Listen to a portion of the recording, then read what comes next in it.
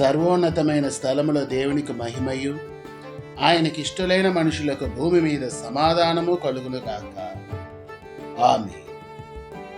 యోనా గ్రంథము యొక్క ముఖ్య ఉద్దేశము నినెవెలో ఉద్యమమును ఏర్పరుచుటే, అనగా దేవుని కరుణ, జాలి ఇజ్రాయేల్ వారికి మాత్రమే కాక అన్యజనులకు కూడా ఆయన ప్రేమనందు పాలు పొందుకోవాలన్న సారాంశం యోనా చరిత్ర. దేవుని ప్రేమ, క్షమాగుణం ఇతరులకు కూడా తెలుసుకోవాలి, లభించాలన్న గొప్ప పరమార్థం ఈ గ్రంథంలో మనం క్రీస్తు యేసు తనతో పోల్చుకున్న ప్రవక్త యోనా.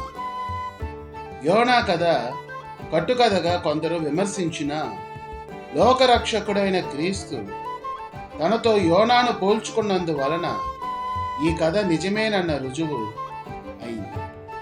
మత్తయి 12:39-40 వచనాల్లో ఈ ప్రస్తావనని మనం గమనించవచ్చు.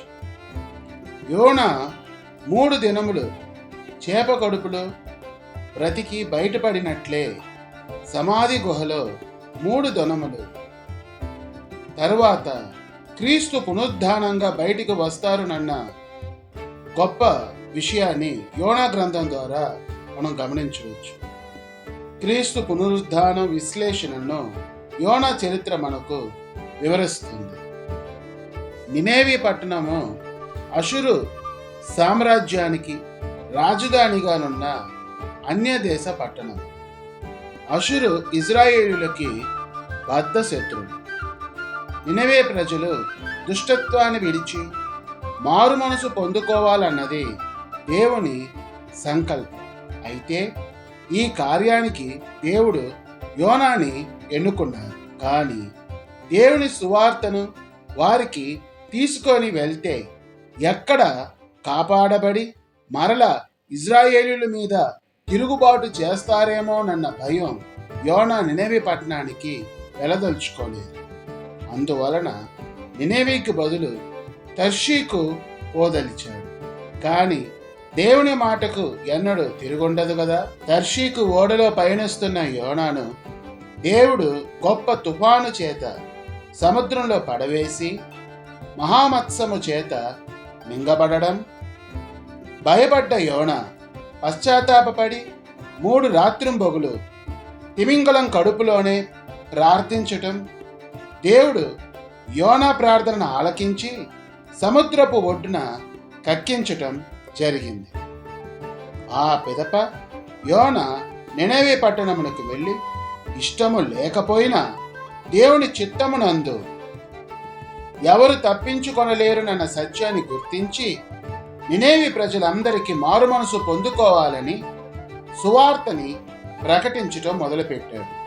అలా నినెవే ప్రజలు మారు మనసు పొందనిచో దేవుడు 40 రోజుల్లో నినెవే పట్టణాన్ని నాశనం చేస్తాడన్న విషయాన్ని ప్రకటించాడు. ఎంతటి పాపినైనా దేవుడు క్షమిస్తాడునన్న వాస్తవాన్ని ఈ గ్రంథంలో మనం తెలుసుకోవాలి. దేవునికి కావాల్సింది మారు మనసు. యోనా దైవజనుడు అయినప్పటికీ దేవుణ్ణి పరిపూర్ణంగా తెలుసుకోలేకపోయారు. అందుకు కారణం తనలోని భయం. అందుకే భయం కూడా ఒక రకమైన పాపమేనని పరిశుద్ధ గ్రంథం తెలియజేస్తుంది. భయపడువారు దేవుని క్రియలని తెలుసుకోలేరు. శత్రువులైనను రక్షించాలినన్న హృదయం మనం కలిగి ఉండాలినన్నదే యోనా జీవిత చరిత్ర. అన్యజనులైన వారు రక్షింపబడాలినన్న మనసు మనలో కలిగి ఉండాలి. యోనా దేవుని బాధ్యతని పట్టించుకోలేదు మరియు అన్యజనులు రక్షింపబడుట ఏంటి అన్న ఆలోచనలో ఉన్నారు. కానీ మన రక్షకుడైన క్రీస్తు అలా కాదు కదా. ఆయన అలా మన చెయ్యి విడిచిపెట్టలేదు కదా. మనం రక్షింపబడాలినన్న ఉద్దేశం తనను తాను పూర్తిగా దీనుడిగా చేసుకొని మన మధ్య జీవించారు. అసలు యోనా వలె దేవునికి కనబడకుండా మనం ఎంతకాలం తప్పించుకోగలం? దూరంగా ఎంతకాలం పారిపోగలం? దేవుని బాధ్యతలను నిర్వహించకుండా మనం ఎంతకాలం జీవించగలం? ఓడలో నిద్రపోతున్నట్టుగా యోనా నటిస్తున్నాడు. నీవు ఎంతకాలం అలా దేవుని యొద్ద నటించగలవు? దేవుణ్ణి మరిచి జీవించుట మనకి సాధ్యమేనా? దేవుని సన్నిధి అందు విధేయత కలిగిన వారు ఎల్లప్పుడూ ఆత్మల రక్షణ భారాన్ని కలిగి ఉంటారు. సమస్యను దేవుని కృపలో పరిష్కరించుకోగలరు. తాను రక్షింపబడి అన్యులను కూడా రక్షించగలరు. యోనా ఆత్మల రక్షణ భారం నుండి పారిపోవాలని చూస్తే క్రీస్తు ఆత్మల రక్షణ కొరకై తన ప్రాణానే సమర్పించారు. 4:5-11లో దేవుడు యోనాతో ఇట్లా అన్నారు: ఒక రాత్రిలో మొలచి పెరిగి వాడిపోయిన చెట్టుపై నీకింత శ్రద్ధాసక్తులు కలిగి ఉంటే 20 లక్షల కంటే ఎక్కువ మంది జనులను మరియు పశువులను నేను ఎలా చేయి విడవగలనని? నిజమే కదా, ఈ లోకంలో అందరి పట్ల మనకి శ్రద్ధ ఉండాలి కదా. క్రీస్తు అందరికీ ప్రభువే కదా. యోనా 3 రోజులు చేప కడుపులో ఉండి బయటకు వచ్చి నినవే ప్రజల్లో ఎలా మారుమనసు కలిగేలా జీవించాడో, 3 దినముల తర్వాత సమాధి నుండి క్రీస్తు బయటకు వచ్చి యావత్తు ప్రపంచానికి నిత్య జీవాన్ని అనుగ్రహించారు. క్రీస్తు వలె మనం దేవుని చిత్తాలన్నిటినీ నెరవేర్చుచున్నామా? క్రీస్తు పోలి మన జీవితంలో దేవుని యొక్క ఒడంబడికల్ని అనుసరించుచున్నామా? లేకుంటే నినేవి వలె మనము నశింపబడినట్లు ప్రమాదం లేకపోలేదు.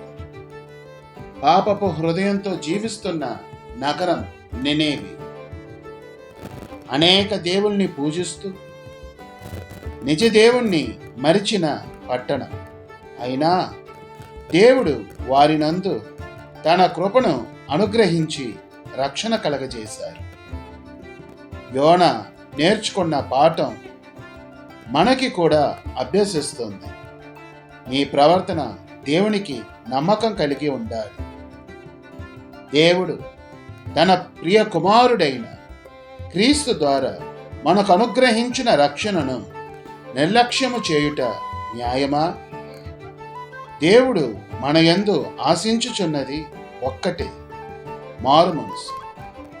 దేవునికి మత, జాతి, కుల వివక్షతలు లేవు. పశ్చాత్తాపముతో కూడిన మారు మనసు ఒక్కటే ఆయన దృష్టిలో లెక్కింపబడుతుంది. రోమా 12:9-10 ప్రకారం మీ ప్రేమ నిష్కపటమైనదై ఉండవలెను. చెడ్డదాని అసహించుకొని మంచిదానిని హత్తుకొని ఉండుడి.